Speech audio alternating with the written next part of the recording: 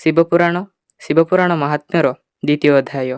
ଏହି ଅଧ୍ୟାୟରେ କୁହାଯାଇଛି ଶିବପୁରାଣ ଶ୍ରବଣ ଫଳରେ ଆଚରଭ୍ରଷ୍ଟ ବିପ୍ର ଦେବରାଜକୁ ଶିବଲୋକ ପ୍ରାପ୍ତି କିପରି ହେଲା। ଶ୍ରୀ ସୈନକ କହିଲେ, ମହାଭାଗ ସୁତ, ଆପଣ ଧନ୍ୟ।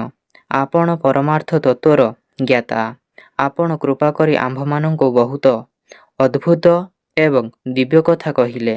ଭୂତଳରେ ଏପରି କଥାର ସମକକ୍ଷ ହେବା ଭଳି କଲ୍ୟାଣର ସର୍ବଶ୍ରେଷ୍ଠ ସାଧନ ଆଉ କିଛି ନାହିଁ। ଏହା ଆମେ ଆଜି ଆପଣଙ୍କ କୃପାରୁ ବୁଝିପାରିଲୁ।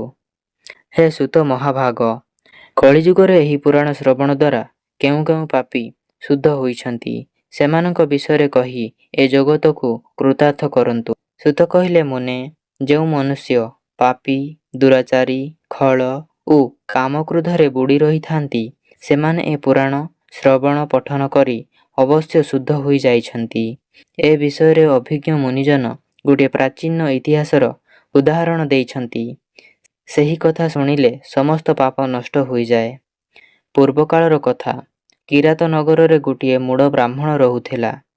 ସେ ଜ୍ଞାନରେ ଅତ୍ୟନ୍ତ ଦୁର୍ବଳ, ଦରିଦ୍ର, ରସ ବିକ୍ରୟକାରୀ ଓ ବୈଦିକ ଧର୍ମରୁ ବିମୁଖ ଥିଲା। ସେ ସ୍ନାନ ସନ୍ଧ୍ୟାଦି କର୍ମ କରୁନଥିଲା ଏବଂ ବୈଶ୍ୟବୃତ୍ତିରେ ତତ୍ପର ଥିଲା। ତାର ନାମ ଥିଲା ଦେବରାଜ। ସେ ତା ଉପରେ ବିଶ୍ୱାସ କରୁଥିବା ଲୋକଙ୍କ ପ୍ରତି ବିଶ୍ୱାସଘାତ କରୁଥିଲା ଓ ସେମାନଙ୍କୁ ଠକୁଥିଲା। ସେ ବ୍ରାହ୍ମଣ, କ୍ଷତ୍ରିୟ, ବୈଶ୍ୟ, ଶୂଦ୍ର ତଥା ଅନ୍ୟମାନଙ୍କୁ ମଧ୍ୟ ଅନେକ ପ୍ରକାର ବାହାନାରେ ମାରି ସେମାନଙ୍କ ଧନ ହରି ନେଉଥିଲା।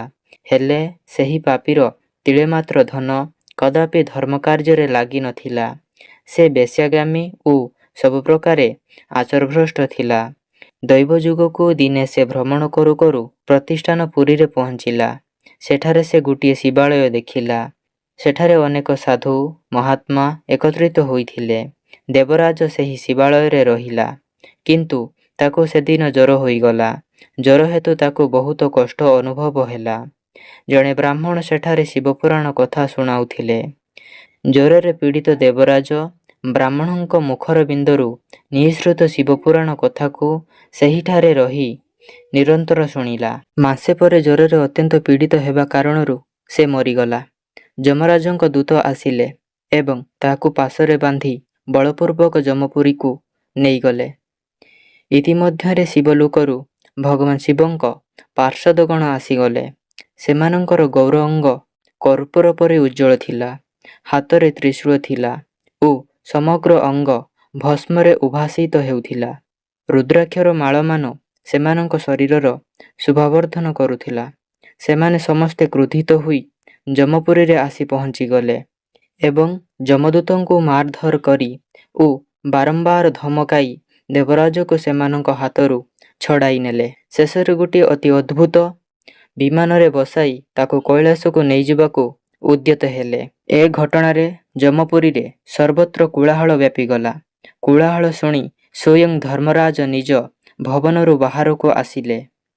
ସାକ୍ଷାତ ରୁଦ୍ରଦେବଙ୍କ ପରି ଦିଶୁଥିବା ସେହି ଚାରିଜଣ ଶିବଦୂତଙ୍କୁ ଦେଖି ଧର୍ମଜ୍ଞ ଧର୍ମରାଜ ସେମାନଙ୍କୁ ବିଧିପୂର୍ବକ ପୂଜନ କଲେ ଏବଂ ଆପଣା ଜ୍ଞାନଦୃଷ୍ଟି ବଳରେ ସମସ୍ତ ବୃତ୍ତାନ୍ତ ଜାଣିଗଲେ।